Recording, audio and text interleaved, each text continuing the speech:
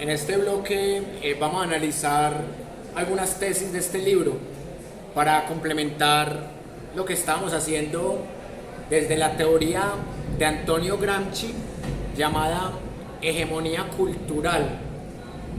Hemos hablado un poco de los temas de la ideología política, también un poco de las doctrinas económicas, pero ahora quiero que hablemos más de los asuntos socioculturales relacionados con el conflicto armado colombiano. Este libro fue publicado en el año 2017 en la editorial de la Universidad Católica de Cali. La primera parte de este libro tiene 50 preguntas en donde se habla de qué pasó en el conflicto armado colombiano entre 1948 y 1990. Básicamente las tesis que hablamos ahora de la toma y la retoma del Palacio de Justicia, el genocidio contra la Unión Patriótica, los acuerdos de paz de Casa Verde, lo que había pasado en la época de la violencia con V mayúscula, todo eso está en el tomo 1. Pero en esta segunda parte vamos a desarrollar algunas tesis a partir de este tomo 2.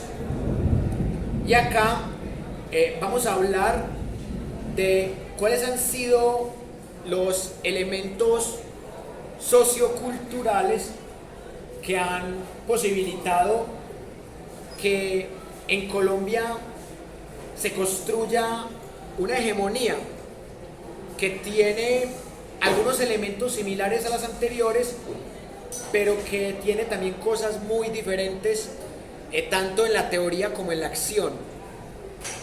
Entonces, lo primero que yo quiero que discutamos desde este libro, ahorita se los voy a pasar para que lo miren bien, es qué implicó para nuestro país no solamente el magnicidio perpetrado contra Luis Carlos Galán, sino también contra Bernardo Jaramillo Osa y contra Carlos Pizarro León Gómez.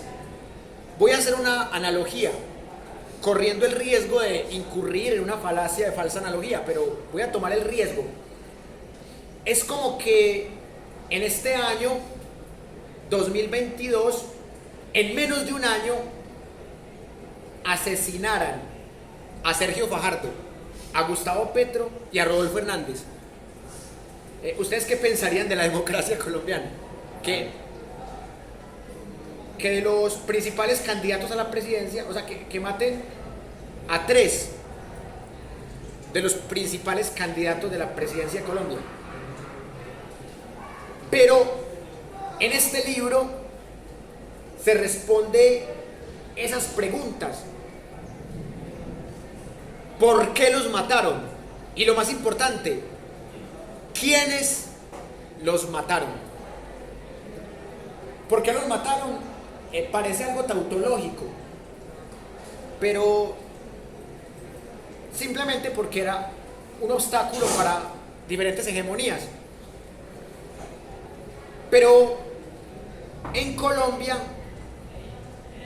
en ese 1990, había 3 hegemonías distintas.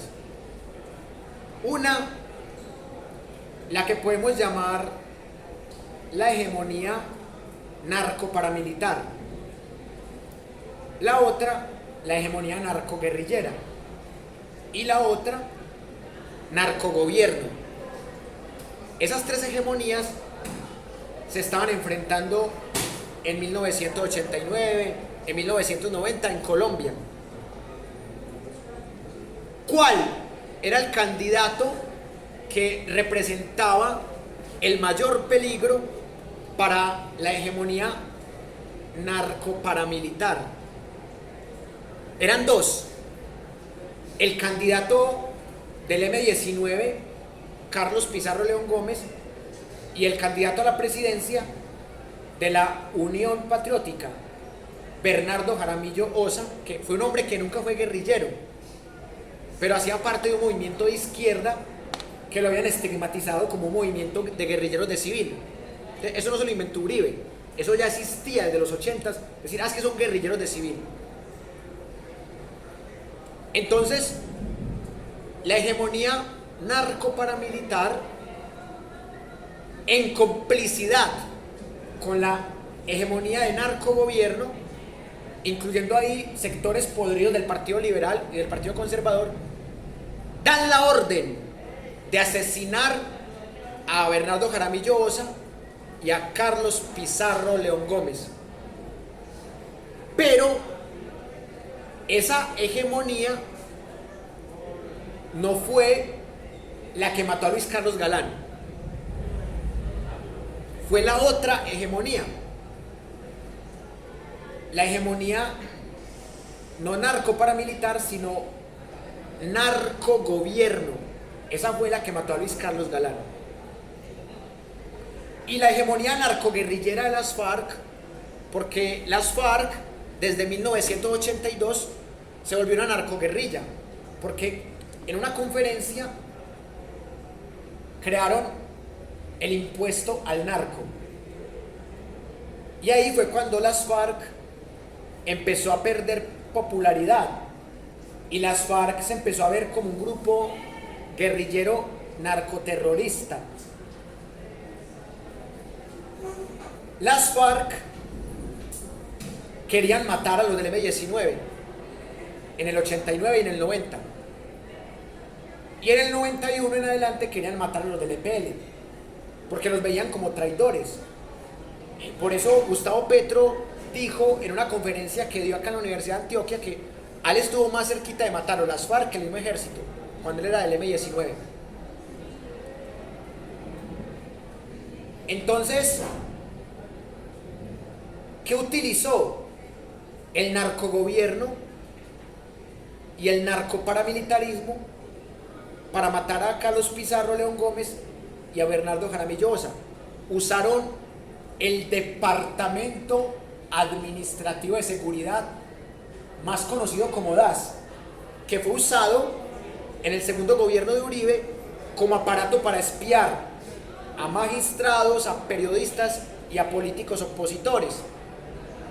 El DAS era el que debía cuidar a estos candidatos a la presidencia, pero el DAS estaba permeado por las peores capas sociales, narcotraficantes y paramilitares. El mismo DAS se alió con los paramilitares para matar a Bernardo Jaramillo y a Carlos Pizarro, y el mismo DAS se alió con Pablo Escobar para matar a Luis Carlos Galán en complicidad de liberales como Alberto Santofimio. Eso se llama mafia.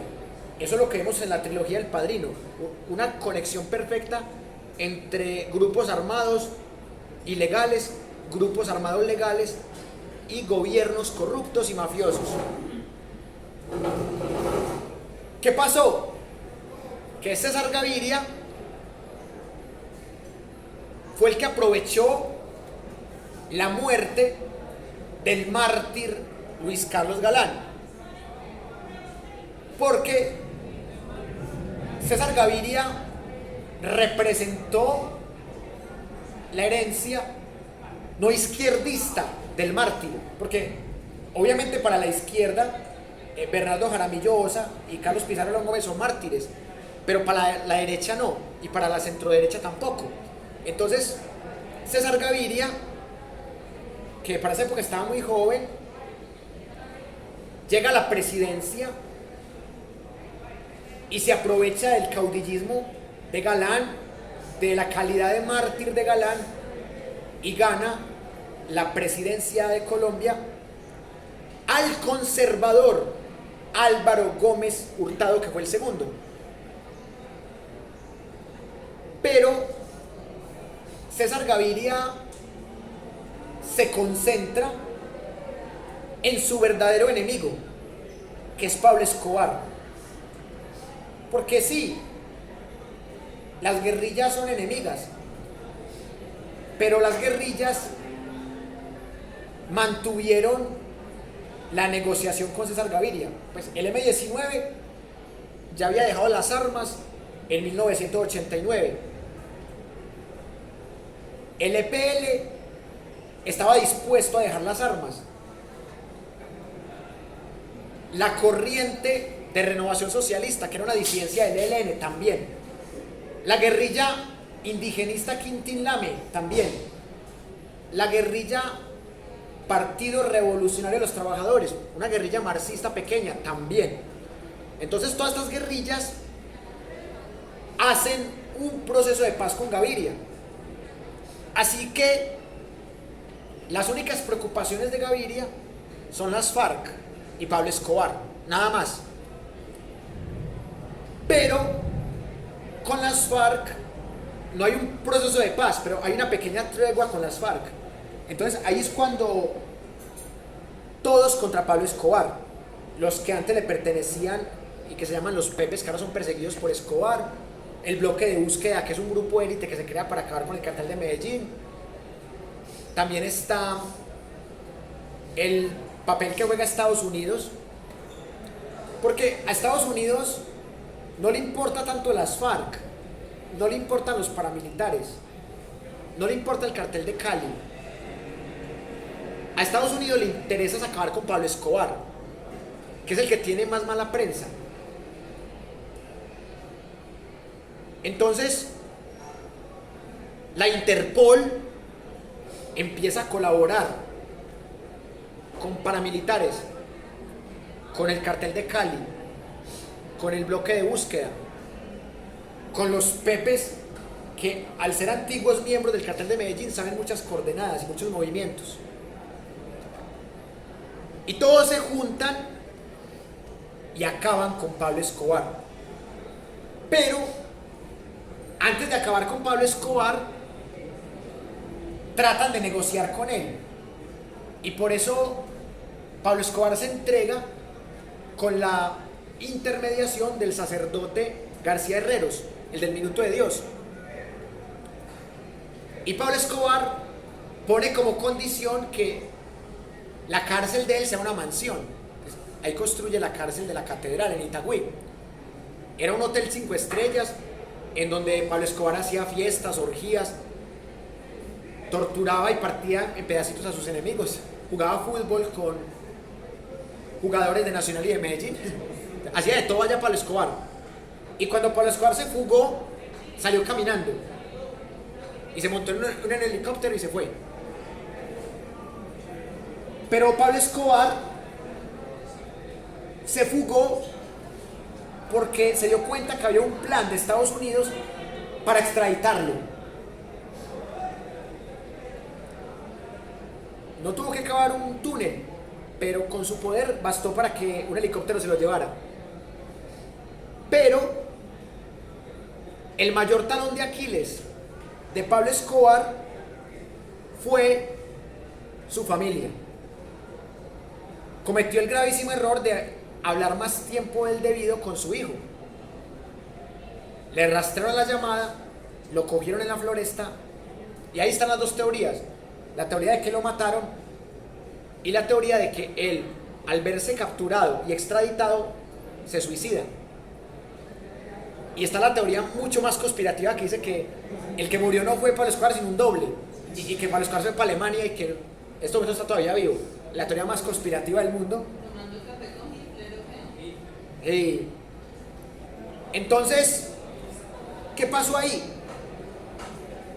Que en ese proceso de entrega y fuga y asesinato de Pablo Escobar se estrenó la Carta Magna de 1991, pero ahí fue clave un movimiento estudiantil que se llamó la Séptima Papeleta. Y ese movimiento estudiantil fue muy importante para nutrir la Carta Magna de 1991. ¿Y entre quienes hacen la Carta Magna del 91? Entre la guerrilla o la exguerrilla del M-19, representada en Navarro Wolf, entre el Partido Conservador, representado por Álvaro Gómez Hurtado, y el Partido Liberal, representado por Horacio Serpa. Y también hay un pequeño aporte de otras guerrillas que hicieron el proceso de paz con Gaviria: el Quintín Lame, el PRT y la Corriente de Renovación Socialista, y también el EPL. Pero con el EPL sucedió un fenómeno muy particular, que el 95% entregaron las armas y hubo un 5% que no quiso entregar las armas. Entonces se armó una masacre de los que entregaron las armas contra los que siguieron en armas, y también una masacre de paramilitares y de las FARC. Los de las FARC los mataban por traidores, los paramilitares por ser todavía guerrilleros, y los otros por no haberse entregado al gobierno. Entonces, se armó tremenda guerra, y esa guerra hizo que hubiese una crisis en las guerrillas, porque miren, el EPL perdió el 95% de su fuerza militar. Entonces se volvió una guerrilla muy pequeña. Ya no era un ejército popular de liberación, ya era una brigada. Una brigada es una organización militar que a lo sumo tiene 1.600 miembros. Ya no tiene 3.200 como dice la doctrina militar, que si una organización tiene 3.200 miembros o más, ya es un ejército. El ELN había perdido la corriente de renovación socialista. Entonces el ELN también se había disminuido. La única guerrilla que seguía siendo muy fuerte era las FARC, pero seguía siendo una guerrilla muy campesina, muy metida al sureste de Colombia, y al estar entretenidos con Pablo Escobar, a las FARC la dejaron quieta por un tiempo. El problema de Colombia entre 1990 y 1993 no fue las FARC, pero una vez aniquilado Pablo Escobar, el cartel de Cali monta presidente Ernesto Samper Pizano con el proceso 8000. Pero César Gaviria, el mismo que había aprovechado el carácter de Martín de Luis Carlos Galán, inventa una forma para legalizar el paramilitarismo, que se llamó las cooperativas de seguridad, conocidas en el bajo mundo como las Convivir, que en este libro también dedicamos un capítulo a las Convivir. Las Convivir se crean con un decreto, y ese decreto no contemplaba la palabra paramilitarismo, pero se aprovechó la ambigüedad de la ley, porque decía: la ciudadanía le ayuda a la policía y al ejército a capturar bandas criminales y milicias guerrilleras. Entonces, en departamentos como Antioquia, las Convivir empezaron a coger fuerza y se montó a la gobernación de Antioquia, adivinen quién, el señor de los Rayos, en 1995. Ya había sido congresista, estaba renovado. Cuando matan a Pablo Escobar, el tipo simplemente se alinea con paramilitares, pero de manera disimulada, pero sigue su carrera política normal. Álvaro Uribe Vélez llega a la gobernación de Antioquia con la promesa de acabar con las milicias, porque, todo hay que decirlo, las que mandaban en gran parte de los barrios de Medellín, por ejemplo, eran las milicias de las FARC, milicias disidentes del EPL, milicias del ELN. Pero acá en Medellín, por ejemplo, no se veían prácticamente milicias de las FARC, se veían más al sur del país. Entonces, aquí había más milicias del EPL y sobre todo del ELN. Entonces, los milicianos controlaban los barrios. Entonces, aprovechándose del decreto de las convivir, se empiezan a meter mercenarios a las milicias, como Salvatore Mancuso. Entonces, los paramilitares entre 1995 y 2002 pulverizan las milicias. Hay milicianos que se ven perdidos y terminan volviéndose paramilitares para que no los maten. La Operación Orión fue el último ejercicio de cooperación militar entre paramilitares y ejército, ordenado por Marta Lucía Ramírez y también con la complicidad de Álvaro Uribe Vélez. Lo triste de la Operación Orión es que cayó mucha gente civil, porque así como hubo macartismo en la época de Gaitán, hubo macartismo en la época de la Guerra de los 1000 días, en ese proceso de exterminio de las milicias también participó el macartismo.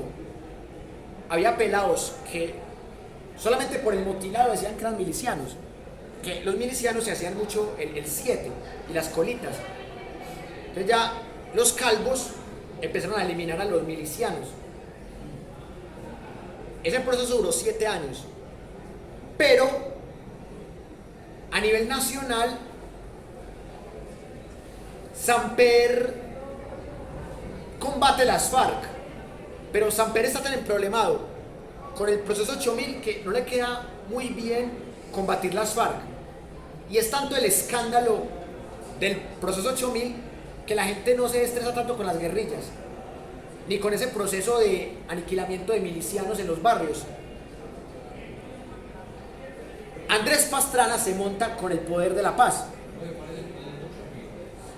El proceso 8000 es una investigación que se demostró con unos narcocassettes, en donde se comprobó que el cártel de Cali aportó dineros para la campaña presidencial de Ernesto Samper Pizano. No, eso es otra cosa. Los Panama Papers, esos son para los paraísos fiscales. Lo del proceso 8000 es diferente. Es demostrar que Colombia es un narcoestado. Miren, Samper no pagó un solo día de cárcel. ¿Por qué? Porque tenía la comisión de acusaciones a su favor. Por lo mismo que no pagó cárcel Uribe. Por lo mismo que en Chile no pagó cárcel Pinochet. Pinochet pagó cárcel fue en Londres por matar a un español y porque Baltasar Garzón lo encerró. Pero los presidentes tienen mucha inmunidad en países como los nuestros. Entonces Pastrana se aprovecha del odio a Samper, del odio a Serpa, que era el continuismo de Samper, y de la esperanza de la paz. Entonces Pastrana empieza el proceso de paz en el Caguán. Pero mientras tanto, y en pleno gobierno de Samper, en Antioquia se da un macartismo, pero contra los pobres campesinos. Y yo que soy campesino y que en esa época viví en una vereda, sé lo que es eso. Por ejemplo, llegan los guerrilleros. Usted tiene que recibirlos. ¿Por qué? Pues porque los guerrilleros son armados.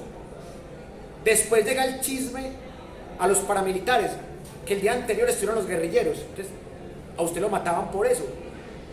O sea, usted no tenía que ser marxista, ni socialista, ni proguerrillero. El solo hecho de que usted le diera comida a los guerrilleros ya era motivo de que lo mataran. O un chisme que le sacara un vecino al que usted le caía mal. Entonces, en Antioquia hubo gran cantidad de masacres, entre ellas la masacre del Aro y la Granja, por la que están investigando hace mucho tiempo Álvaro Uribe. La alcaldesa de Apartadó denunció públicamente a Uribe de que él tenía que ver con esas masacres porque él patrocinaba a los paramilitares que habían perpetrado esas masacres. Entonces un montón de cuestiones extra, helicópteros de la gobernación cerquita de los paramilitares, y los paramilitares actuaban como Pedro por su casa en los municipios. Por eso desde esa época se ha fomentado un antiuribismo. El antiuribismo no empezó hace 20 años, empezó hace 27 años, desde que Uribe fue gobernador. Por eso había un defensor de derechos humanos que se llama Jesús María Valle, digo se llama porque todavía quedó en la historia, así esté muerto. Jesús María Valle tenía las pruebas de que Álvaro Uribe tenía que ver con las masacres del Lario y la Granja. ¿Y sabe qué pasó? Lo mataron. Entonces, la familia de Uribe y Uribe han estado involucrados en muchos escándalos desde la época de la gobernación. Los 12 Apóstoles es un grupo paramilitar fundado por el hermano de Álvaro Uribe, Santiago Uribe Vélez. Ha sido retratado en libros y en este momento Santiago Uribe Vélez está pagando por paramilitarismo y por terrorismo. Mario Uribe, primo de Uribe, también está pagando por lo mismo, por terrorismo y por paramilitarismo, por crímenes de lesa humanidad. Hay 15 testigos asesinados que han sido claves en procesos contra Álvaro Uribe Vélez o contra la familia de Álvaro Uribe Vélez. 9 solamente en procesos contra Uribe. Entre esos testigos hay jueces asesinados. Por eso en Antioquia casi todo el mundo sabía quién era Álvaro Uribe Vélez, pero en Colombia mucha gente no sabía. En el otro bloque lo analizaremos.